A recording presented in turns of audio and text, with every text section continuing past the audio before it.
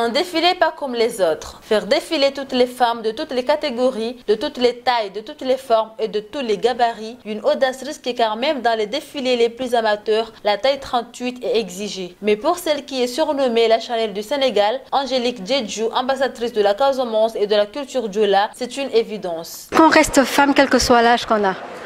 Et comme disait ma grand-mère, une vilaine femme ça n'existe pas. Quand elle sait mettre ce qu'elle doit mettre, elle reste belle. Et la preuve? Tola, de son nom d'artiste, a partagé au travers de ses collections son combat pour la femme et son goût profond pour le métissage culturel. Avec ses métiers à tisser, elle a mélangé subtilement tradition et modernité, révélant avec harmonie l'élégance et la beauté féminine. Parce que j'aime bien sortir des sentiers battus. Et je pense la première fois que j'ai défilé il y a plus de 20 ans, quand j'ai présenté avec des copines qui étaient de ce gabarit-là, parce que je n'avais pas le choix. J'étais toute jeune arrivée là, donc je ne pouvais pas avoir accès aux mannequins stars. Donc j'ai pris des copines à moi qui faisaient du 42, 44, 48. Et j'ai entendu des femmes dans la salle qui ont dit « enfin une qui peut nous habiller ». Donc ça m'est resté. Et j'ai voulu réitérer pour mon retour. Voilà. Prochaine étape? Décembre, s'il plaît à Dieu. Décembre, pour faire quoi encore? Ah, pour rendre hommage aux femmes encore.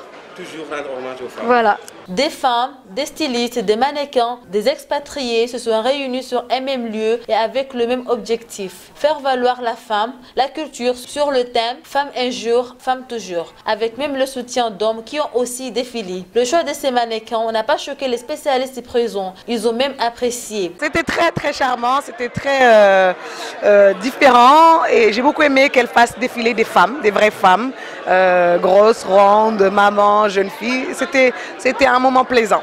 Ça ne dérange pas le métier, ça ne choque pas de faire défiler d'autres femmes qui ne sont pas. Absolument pas, non. La preuve, tout le monde a aimé. Tout le monde a aimé. Ouais, même moi. Enfin, dans le métier, je ne sais pas parce que je ne suis pas dans le métier, mais en tant que femme et en tant que cliente, je trouve que c'est une bonne chose parce que le fait de faire défiler tout le monde, ça fait que tout le monde s'y retrouve. Ça n'a pas dérangé parce qu'on s'est adapté, on a beaucoup travaillé avant le défilé. Donc ça a été un mois de répétition où tout le monde était sérieux et tout. Et voilà, on a eu le résultat escompté. Est-ce que le pari est réussi? Oui. Vraiment, ça a été vraiment splendide. Et elles m'ont impressionnée. Parce que Angélique m'a invitée et comme c'est une référence dans le milieu de la mode, je me suis dit pourquoi pas.